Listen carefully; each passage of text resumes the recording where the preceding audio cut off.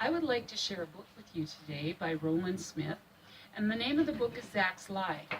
This is how the story begins. On Monday, July 24th, Zach wrote in his journal, "Men broke into our house last night. I'm racking my brain wondering if there's anything I could have done to stop them.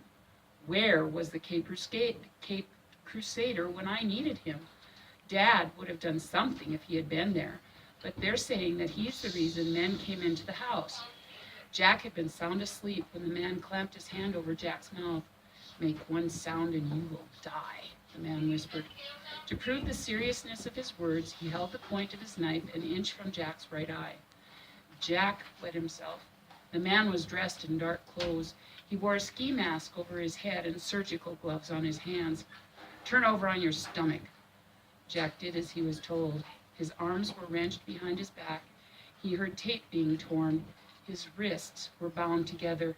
Then the man flipped him back over and slapped a piece of wide tape over his mouth. Jack felt a mixture of terror, anger, and shame at his helplessness. His stomach heaved. "None of that," the man hissed, sitting him up. "Breathe through your nose, deep breaths." Jack tried, but found it very difficult because he was shivering uncontrollably. "Stand up, we are going downstairs." Jack swung his legs out of bed, but they were shaking so badly he couldn't stand. Where were his mother and sister? The man jerked him to his feet and half dragged him down the stairs. His mother and sister were sitting on the sofa in the living room, both of them bound and gagged. The man pushed Jack onto the sofa next to his mother. The only light in the room came from a small lamp on the end table. Three men with ski masks stood off in the shadows looking at them silently, and what seemed like a very long time, one of the men stepped forward with a cell phone in one hand and a gun in the other, and he knelt in front of Mrs. Osborne. "In a moment, this phone will ring." He spoke very deliberately, as if he were reading from a prepared script. "I will answer it." He pointed the gun at Joanne's head. She began sobbing. He ignored her. "I am going to remove the tape from your mouth, Mrs. Osborne. When I do, you are not to say a word. Do you understand?"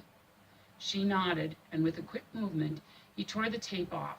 Mrs. Osborne winced in pain, but she did not cry out.